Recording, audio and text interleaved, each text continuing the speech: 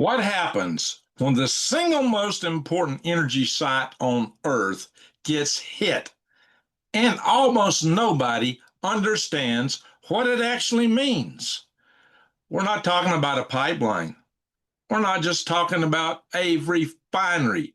We're talking about the largest natural gas field on the planet. And you think this is just about energy prices? Well, then you're about to miss the real story, but I'm going to bring it to you. Because what just happened is the kind of event which quietly triggers shortages, inflation, and instability weeks before people realize that something went wrong. I'm Greg Allison. I spent a career analyzing risk and how small failures cascade into system-wide breakdowns. And what just happened in the Middle East is not an isolated strike. It's a signal. It's a signal that one of the most critical systems of the global economy is now a target. The South Pars gas field, shared between Iran and Qatar, is the largest known natural gas reserve on Earth. What we're talking about, roughly 20% of the world's natural gas supply, a critical source of liquid natural gas, LNG, shipped across the globe, the backbone of electricity generation on multiple continents. And now it's under attack. Israel struck Iran's giant South Pars gas field on Wednesday the 18th, March 26. Well, will Iran strike Qatar's side in retaliation? Strikes on this field aren't symbolic. They are strategic, because if you want to put pressure on the world, you don't hit cities first, you hit energy. And this is where most coverage fails. It's not. Look at the pattern. This is not a one-off strike. No, it's not. The patterns are oil facilities being targeted, shipping routes threatened, the Strait of Hormuz under pressure. This is a coordinated strategy.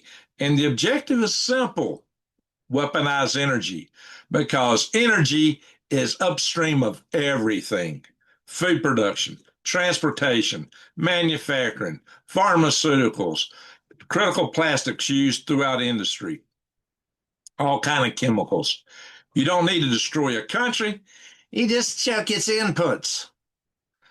And here's where it gets real. When a major gas field is disrupted, the first thing people think is gas prices are going to go up. Well, that's the least important effect. What actually breaks first is timing. Modern supply chains operate on just-in-time delivery, thin margins, and minimal reserves. So when energy supply becomes unstable, shipping slows, costs spike, deliveries delay, and then quietly, shelves start to look a little thinner, then a little thinner. Then they get barren if you're not careful.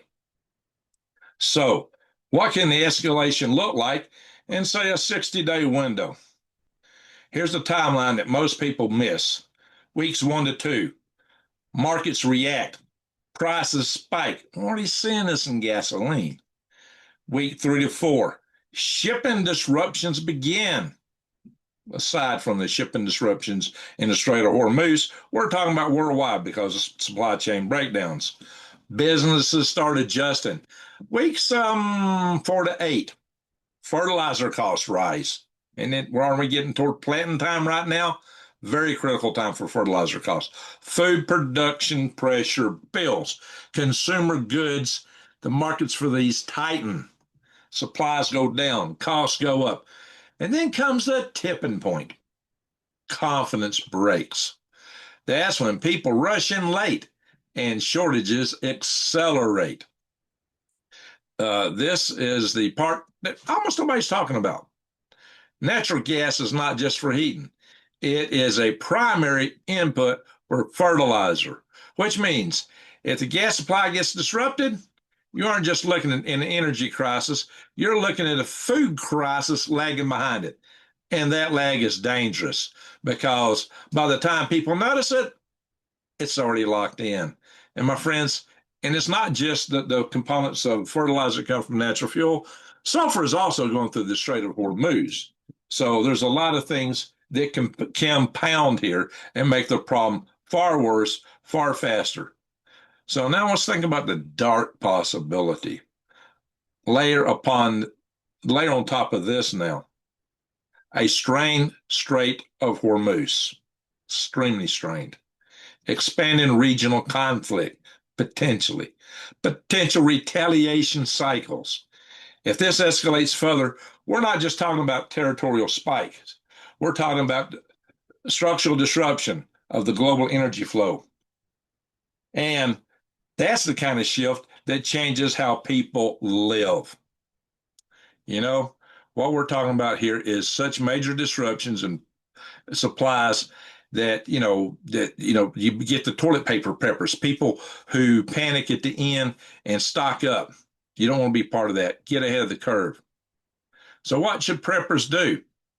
This is what separates you from the crowd. Not panic, preparation. Yeah, don't be that toilet paper prepper at the end. Focus on fuel stability. Top off, rotate your fuel usages, your gas in your tanks, your diesel, and plan your usage out. Just remember that for long-term gas storage, there's additives you can add to your gas that extends the life of it. Products like heat, things like that you can put in your gas tanks, not just in your vehicle, but in the tanks you store to make it have longer-term shelf life. But still, it's only a few months. Just do the best you can.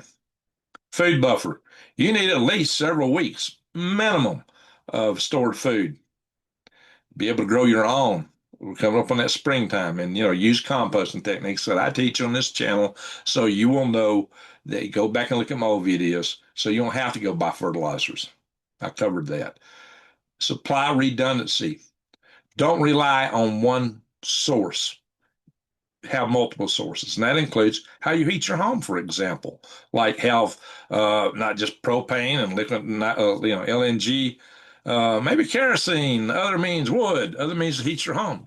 Most importantly, time advantage, because the people who move early move cheap. The people who move late move desperate.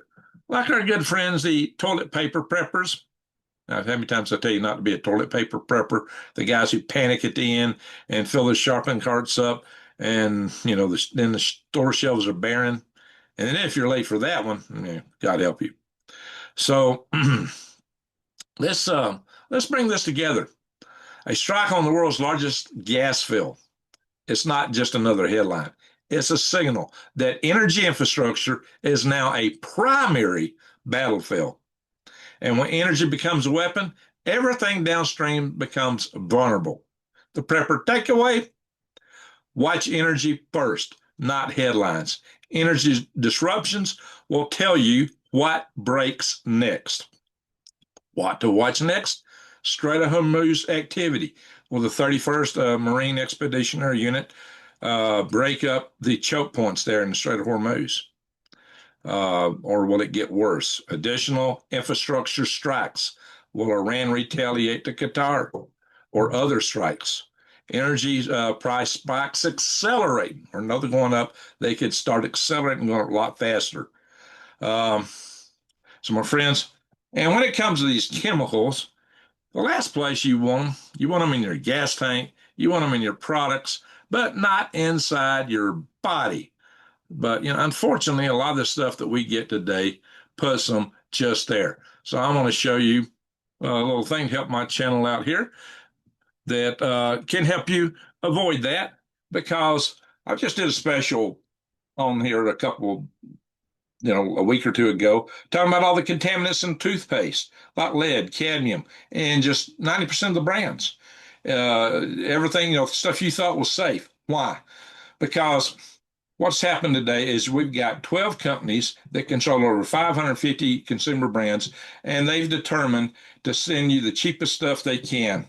Food may be regulated to some point by the good old FDA, but even that, in this country, they allow a lot of stuff to get through that the Europeans don't allow on food products. The stuff that you ain't eating is regulated even less. So you got to look across the spectrum at all this stuff. And that's where it gets critical for your health, for your family, for your friends, is don't be eating that junk. Don't be using this stuff. Those chemicals are really bad for you.